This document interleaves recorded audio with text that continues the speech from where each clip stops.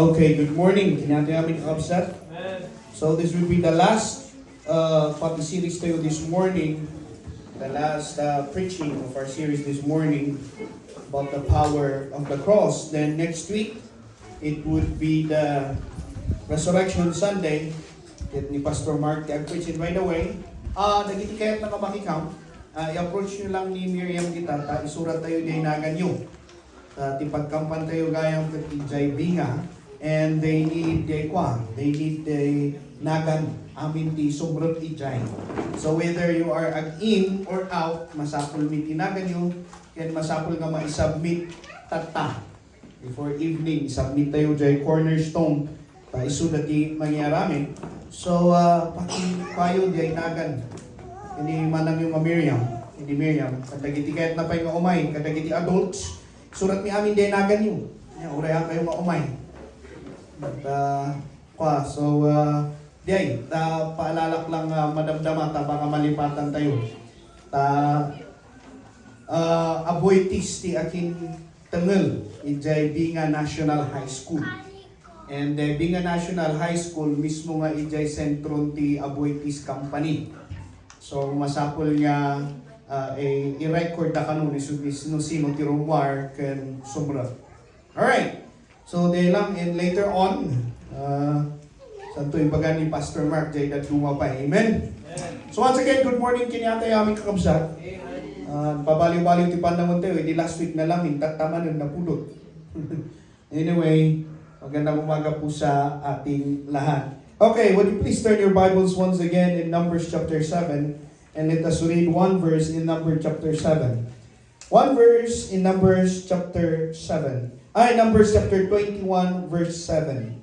Numbers chapter 21 verse 7, and this would be the last of our series this morning. And then probably after na preach ni Pastor, naman actually another series na tutukan tayo in the month of April. Ang title po niyan is An Effective Christian. How to be an effective Christian. How to be an effective Christian. And that will be a series once again this coming April. And I hope nga amin tayo kat subaybayan tayo dagito yung series tayo. Amen. So in chapter number 7, mapalipat tuwag na tayo ang kamsat. Kani medyo basit kayo tata, at least nga maluwang-luwang basit kayo pabalik nga stretch. Okay. In Numbers chapter 21, verse 7. Let us read verse number 7. That's ang 6 but let us focus on number 7. Verse 7. Okay. Masahan tayo masubay-subay. Ready, begin. Therefore, the people came to Moses and said, We have sinned, for we have spoken against the Lord and against thee.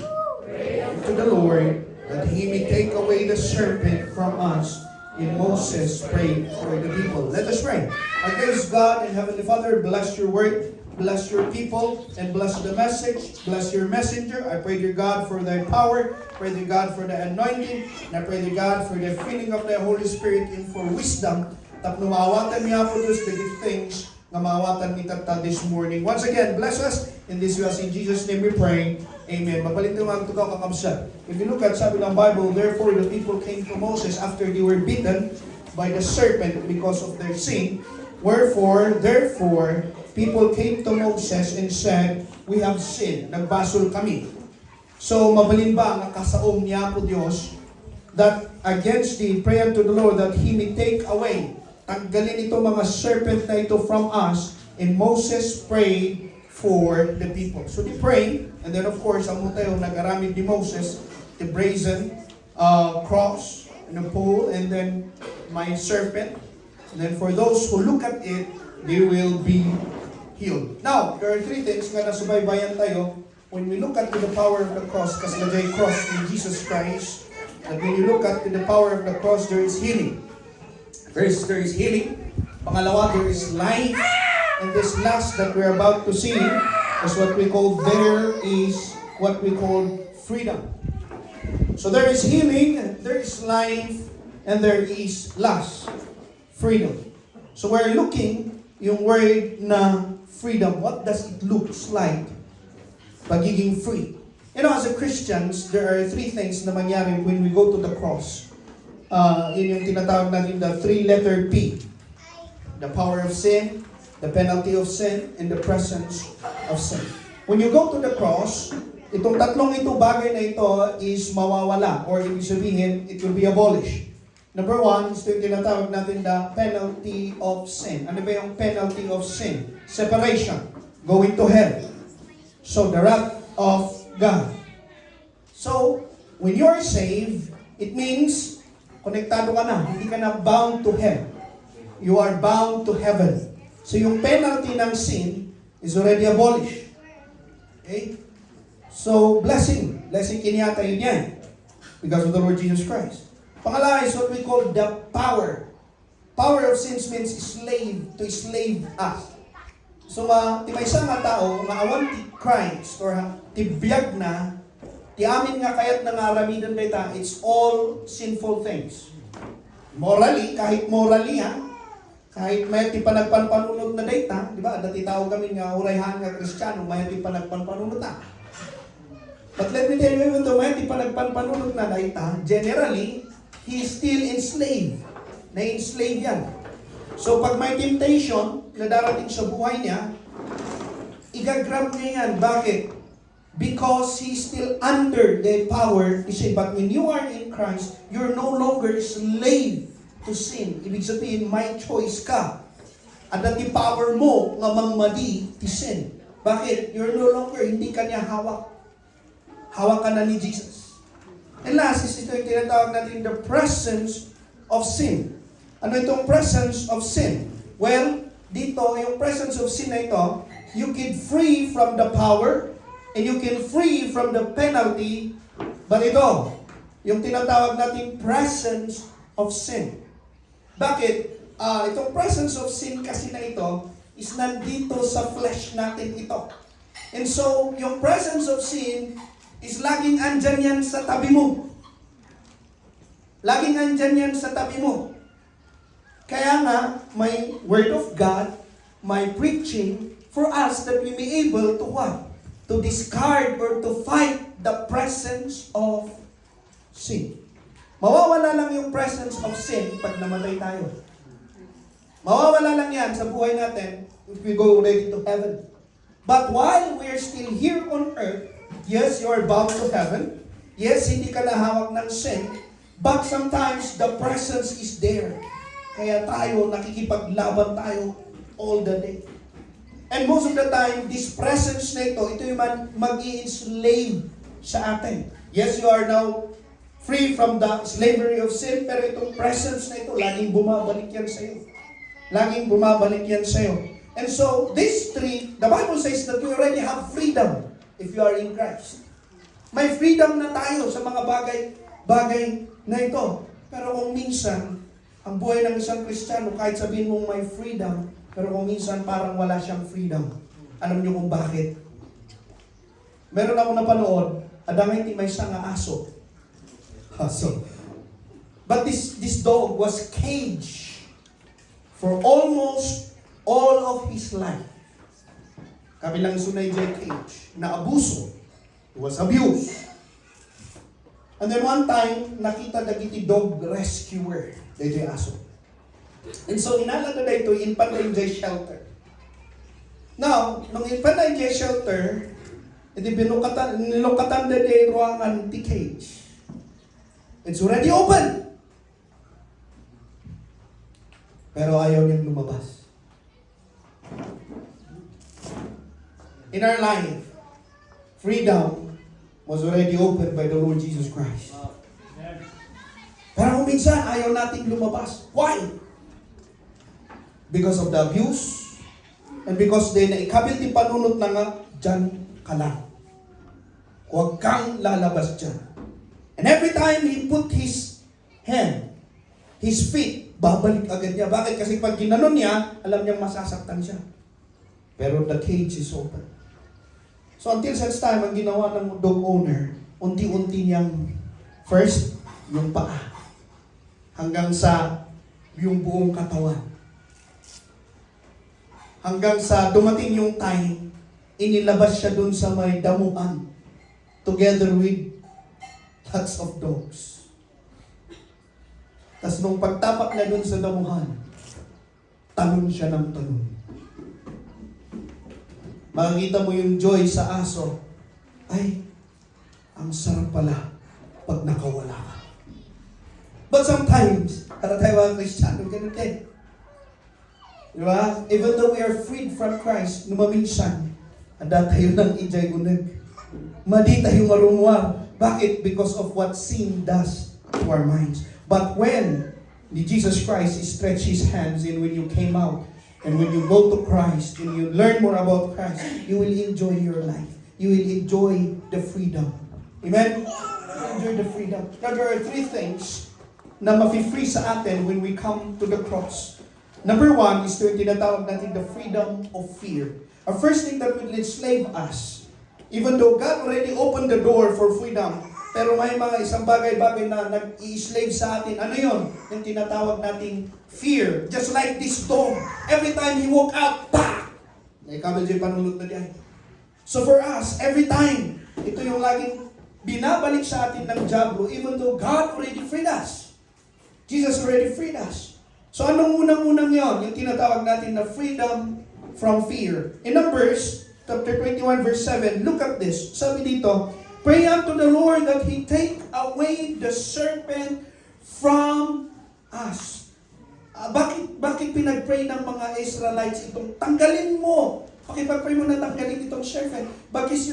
Because yung serpent brings fear. And every time you look at the serpent, we are fearful. Imagine naman, bakit kita, kasi dapat matungtong ba amin? Dapat matungtong ba amin? Amin nga makagat kat matungtong ba amin? So wala na, Moses, please, tanggalin mo to. It brings fear. So, nung makita tayo, there are three things na nangyayari sa camp ng Israel o sa kampo ni Israel. The camp of Israel was filled with fear. Ano itong klaseng fear na ito? Number one, fear of death. Bakit? Pag ganyan niya, namamatay yung katabi niya. Kasi naman ang hindi matatakot. Di ba? Kung nakaroon ka ni Kevin Datay, kasinsinda niya yung namatay nga, ugubin niya niya nga nabargay dyan kapangan. Nga awat ti helmet na dead on the spot na. Kung makita, 15 years old. Ugubing. Namatay. At kung na negative parents na, pinabasog na pwede ko. Ano nga nag-responde. Pinabasog na. Abay galing nga kayo nga nag-text. Binidyo nyo ba? For yung na-text. No ba nga yung text nyo? Hindi may gara ko sa ambulansya. Baka nasimpay. Kung nakawanan eh.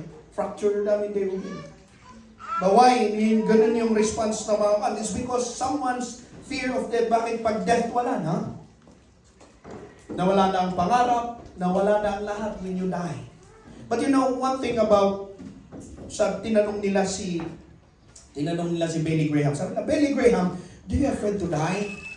Sabi ni Billy Graham, no, I'm not afraid to die. That's a good thing when you are in Christ. Amen? I'm not afraid to die. Bakit? Sabi niya, what I'm afraid most is pag bumarap ako sa Panginoon, sasabihin niya, hindi mo nagampanan yung nagampanan mo sa lupa. That's what's supposed to be we are afraid of. But if you look at there, ito yung dudulot kasi ng fear sa akin is yung fear of death. Pangalawa, fear of judgment. Makikita niyo dyan. And then of course, ito yung pinaka-fear na gagawin sa atin ng fear.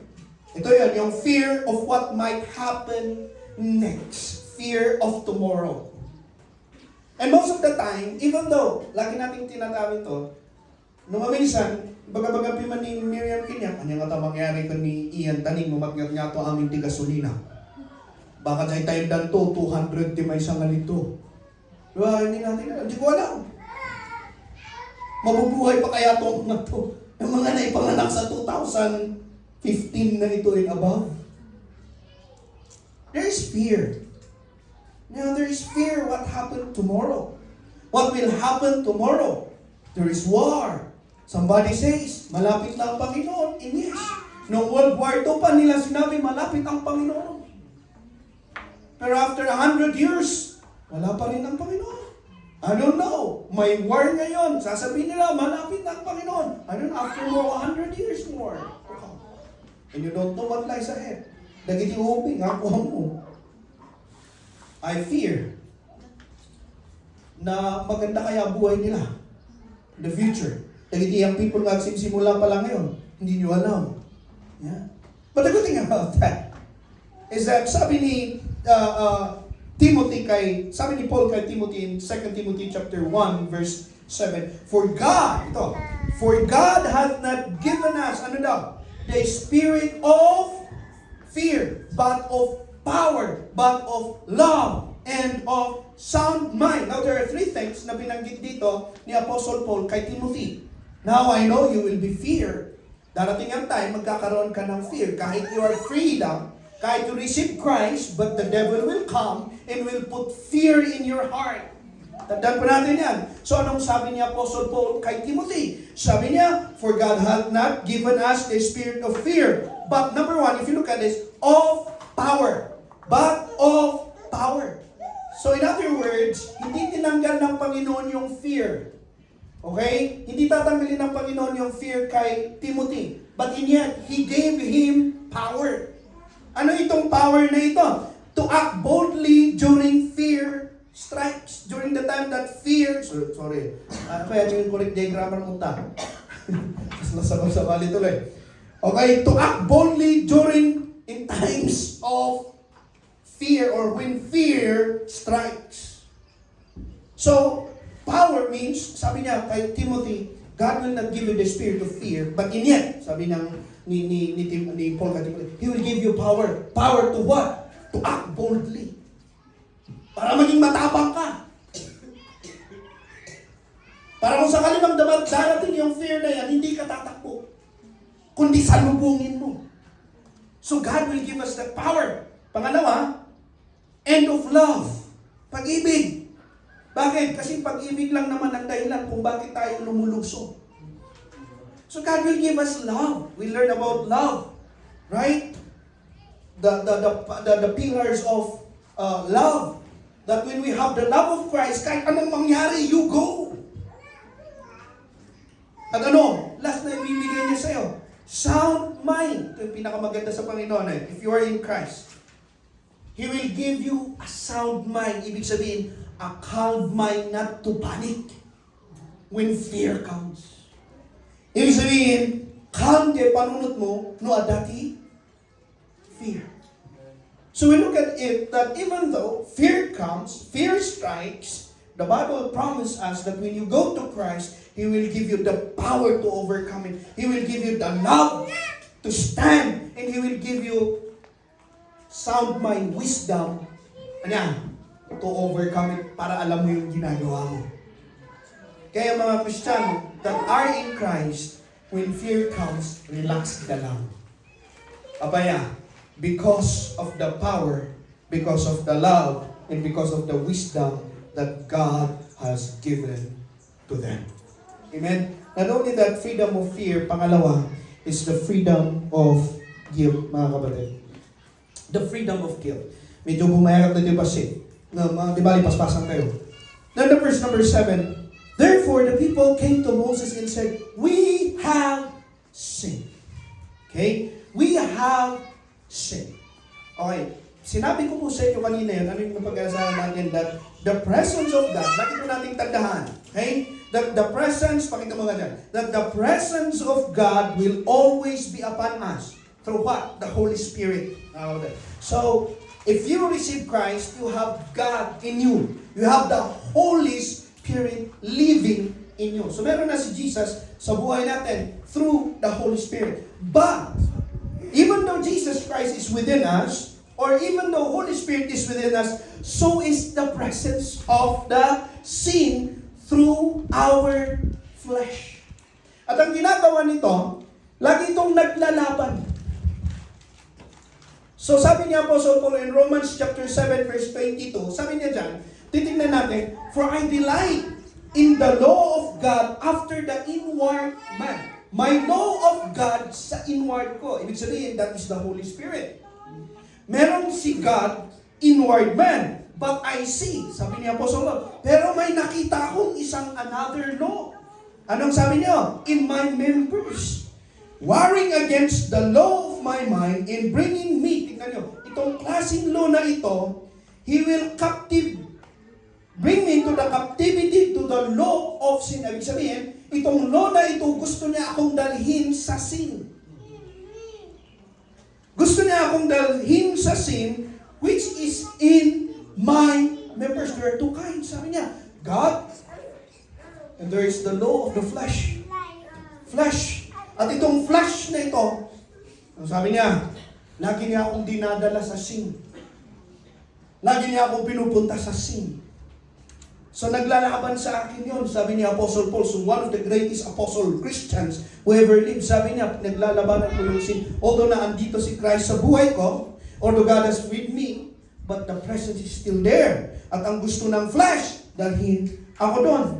And once that the flesh ang nangyari, or dangabak, tibiyag tayo, haan nga dahil law of God, dahil law of the flesh, anong mangyayari in Psalms chapter 51 verse 3? This is what David said, for I acknowledge my transgression, and my sin is ever before me.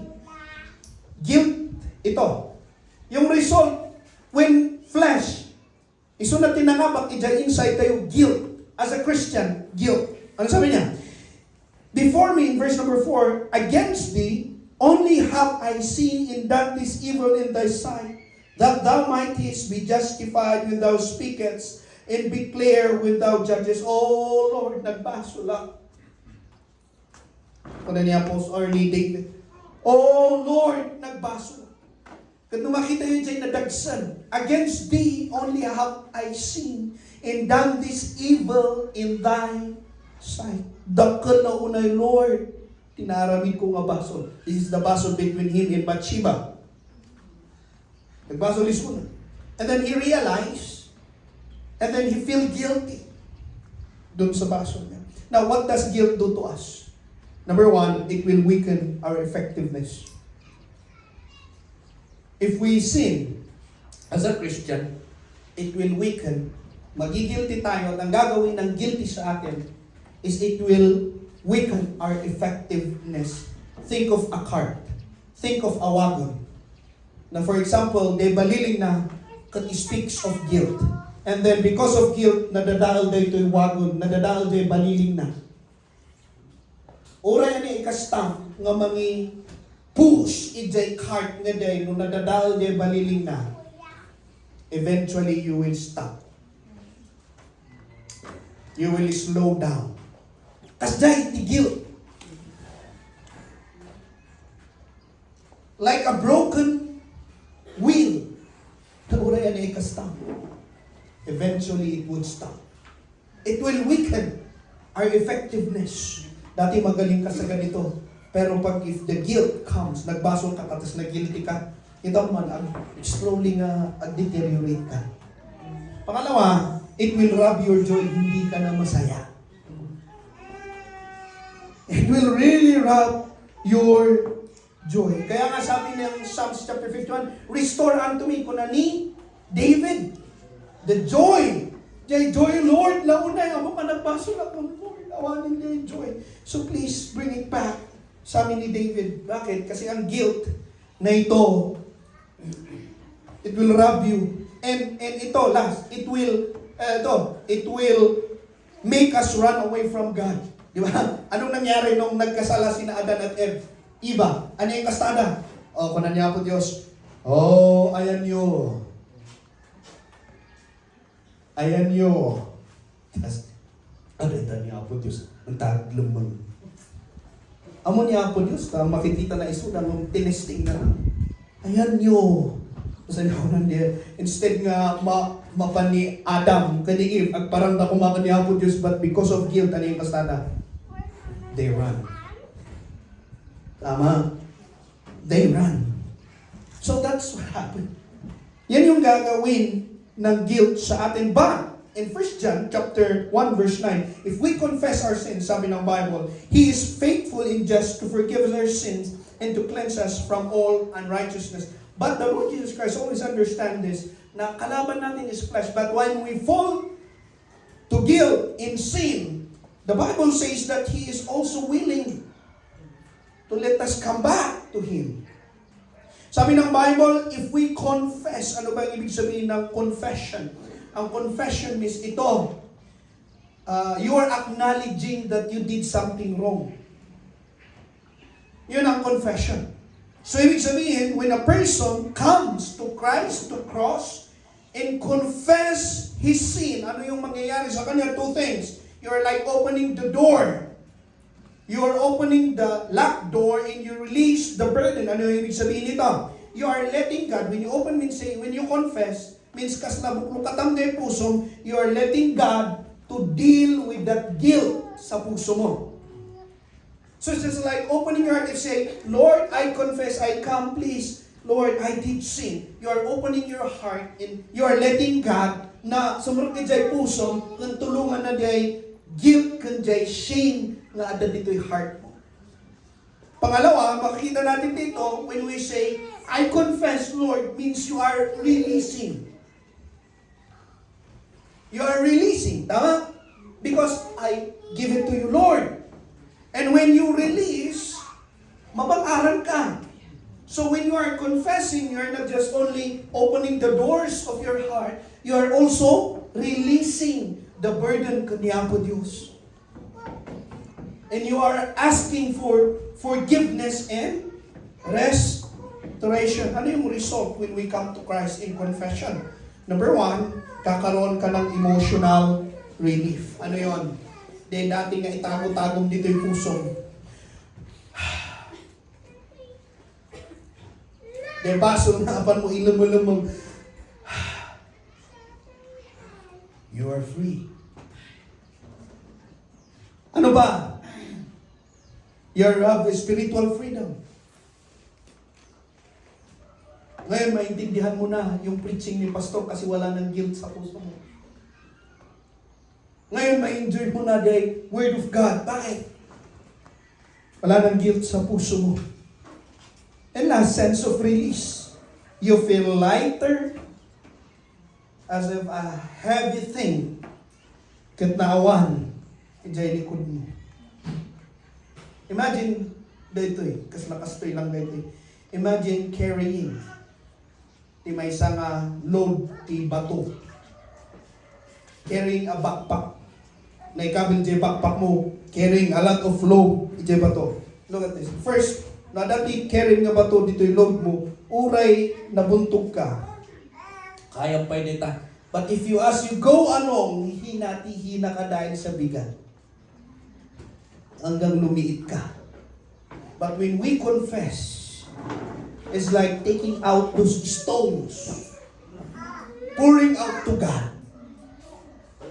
And then you will be malaganan ka. Kaya sabi ni 1 Peter, cast all your care. Peter is talking about your guilt that weigh you down. Lahat tayo nagkakasala mga kapatid. But the good thing about that, if we confess the guilt, and we will enjoy the freedom. You know, nakita tayo lang. Hindi may isang pastor, confession is a punishment. It's liberation. You speak it to God, He takes the weight, and you experience the freedom He intended for you all along. Amen? Christian is a freedom. And when you confess the guilt, you will experience it. And last na makita tayo ito the freedom from doubt. The freedom from doubt. Does Christian can doubt? Though Christian, mabaling na ba nga doubt? Yes. Mabalik ka nga doubt kung isa nga Kristiyano.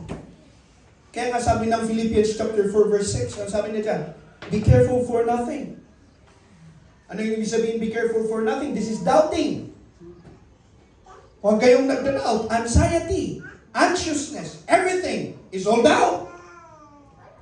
There will come a time you will doubt bilang may isang Kristiyano.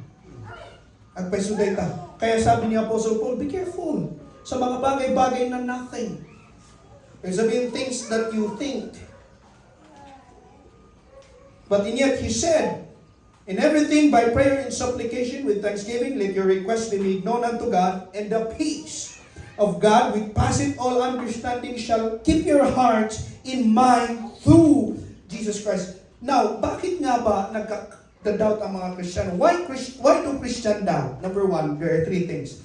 Unang-una, ito yung reason kung bakit tayo nagda-doubt. Because life circumstances and sufferings. Minsan nagda-doubt tayo pag hindi natin maintindihan ang buhay. One example, good example is si Job. Nung una, sabi niya, I will take care itong suffering na ito. Dumating yung tatlo niyang kaibigan, sabi niya, boy, nagsasuffer ka, may kasalanan ka, no? Sabi ni Job, wala akong kasalanan. Sabi naman ng isa, hindi, dahil i-judge ka. Nahihirapan ka dahil may ginawa kang masama. Hindi, wala akong ginawang masama. I am righteous. Dumating yung isang kaibigan niya. Ang yabang-yabang mo, sana. Bakit? Anong tingin mo sa Panginoon? Ang Panginoon ganito, pag may ginawa kang masama, paparusahan ka. Pero pag wala kang ginawang masama, i-bless ka. Sabi ni Job, wala. I am guilty. I am righteous. Ay, hindi naman pala alam ni Job nung nag-usap si Satan at si God. Test him. Hindi maintindihan ni Job kung ano yung suffering niya. Now, dumating itong mga kaibigan niya, judgmental na. Nga dahil nagsasuffer ka, dahil may kasalanan ka. Pero, wala naman talaga siyang kasalanan.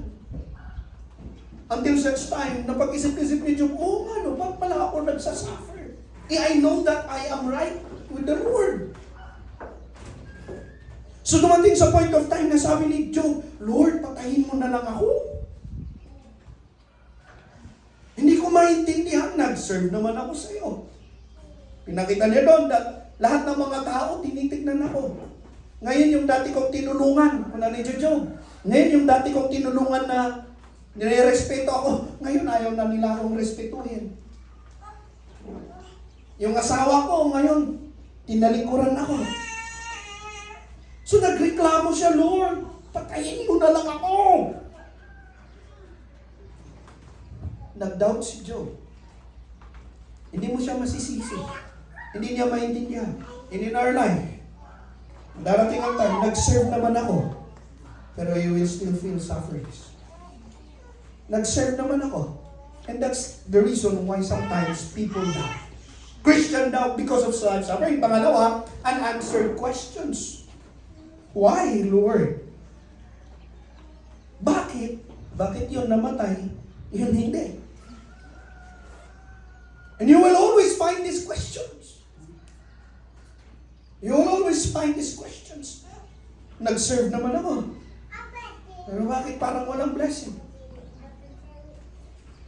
Pangatlong reason is spiritual warfare. The reason why you doubt in spiritual warfare, sabi ni Billy Graham, when I was watching the life of Billy Graham, nung kasagsagan ng evangelistic campaign niya, meron siyang isang kaibigan. At itong kaibigan niya, sabi niya, i-curse mo na ang Panginoon. Sabi ng kaibigan niyang ito. Bakit? Kasi nagpipreach tayo para maisalakan ta, tapno maitidad natin life, healing, kinungkompormity ta. Nung apay niya yung adalag ta sufferings. Kung hindi barkada na. Until such time, because of that, nag-waver the faith ni Billy Graham. Nag-waver the faith ni Billy Graham.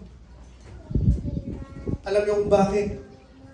He was being tried by the devil. He was battling the devil. Amutay mo almost 200 billion tinapreachan ni Billy Graham on his lifetime. But on the midst of that, kung bakit siya nag-doubt? Because there is war wearing on his mind. There will come a time as a Christian, hindi man yung mga questions, there will come a time you will be attacked by the devil. At ito pwede bigla ka nga ipaalala kanyang nagiti problema. Bigla ka nga ipaalala nagiti bagay-bagay nga hasn't supposed to be. He will discourage you. But that's normal. Sabi ng ni Apostle Paul, we are fighting unseen things. And these unseen things will come to us. And He will make you doubt. He will make you doubt. But the good thing about that, sabi ng 1 John chapter 5 verse 13, He gave us an antidote. That when we come to the cross, these things I have written unto you, that believe on the name of the Son of God, that ye may know that have eternal life, and that ye may believe on the name of the Son of God. Now, if you come to Jesus, and if you remember that you gave your life to Jesus, if you have Jesus in your life, sabi dito ni John, in just number 14, ano yung sumunod? And this is the confidence. And this is the confidence that we have in Him, that if we ask anything according to His will, He heareth us. Ibig sabihin, the only thing takno makalabanan tayo ni doubt is that when we go to the cross and remember Jesus Christ has done to us. And then when we remember that Jesus is in us, kakaroon daw tayo ng confident. Go back to the story of Billy Graham. Alam yung ginawa ni Billy Graham? Nung nagkaroon siya ng confusion, hindi niya alam kung ano yung gagawin niya. Nagda-doubt ba siya kung totoo ba itong pinipreach kong ito? And he was about to hold a great crusade. Ang ginawa niya, pumunta siya doon sa woods. Nag-pray siya. He held his Bible. Then he put his hands on the Bible. And then sabi niya, Lord, kahit anong mangyari, maraming doubt ako sa buhay, pero I will stick from your word. And I will remain in your word. And I will use this word as the basis of truth. When you doubt, go to the cross. Go to His word. Imagine, nga daytoy doubt, tas laki nakadinaan na dyan maing tayo. When you go to the cross, it's just like a hammer that what? Hammering the chains until masira. And until you will overcome doubt when you come to the cross. I know there's a lot of doubts because of life's circumstances, sufferings, answered questions, spiritual warfare. But just go to the cross. Go to His word. And you will have the confidence to overcome it. Mga kapatid, if you look at this, the Bible says in Matthew chapter 11 verse 28, and I will lead with this. Sabi ni Jesus Christ, invitation niya, come unto me, all ye that labor and heavy laden. Ano yung sumunod? And I will give you rest. Verse 29, take my yoke upon you, and learn of me, for I am meek and lowly in heart, and ye shall find rest unto your soul. For my yoke is easy, and my burden is light. Now, the question is, what do you fear right now? Do you fear of tomorrow? Jesus Christ, come unto me. Give it to Jesus. Are you guilty because of sin? And it lows you down, robs your joy. Come. Sabi ni Jesus. Come. And I will give you rest. Or are you doubting right now? Probably dahil discouraged ka. Dahil sa hirap ng buhay. Dahil sa mga bagay-bagay na hindi mo maintindihan. Well, sabi ni Jesus, if you are tired of those, come. And I will give you rest. Hindi lang po dito sa fear na ito, freedom. If you want healing, go to the cross. Come. If you want a life that is full of joy, come. And if you want freedom, that we may enjoy victorious life, come to Christ. Let us pray. Our gracious God and Heavenly Father, Lord, we thank you. We honor you. Lord, I don't know, Lord. Wanyati daldalan ng dagito anak yung tatangay sa.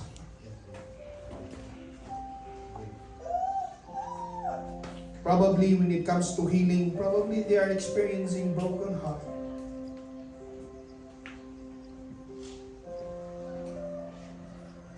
When it comes to life, probably handa ka ma-enjoy.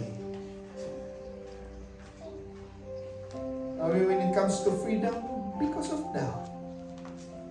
There are so many reasons, dear God. There are so many reasons, Apo. Tapnuhan kami nga maging victorious. Tapnuhan kami nga ma-enjoy ti biyag nga ito yung kinyami. Ang tapnuhan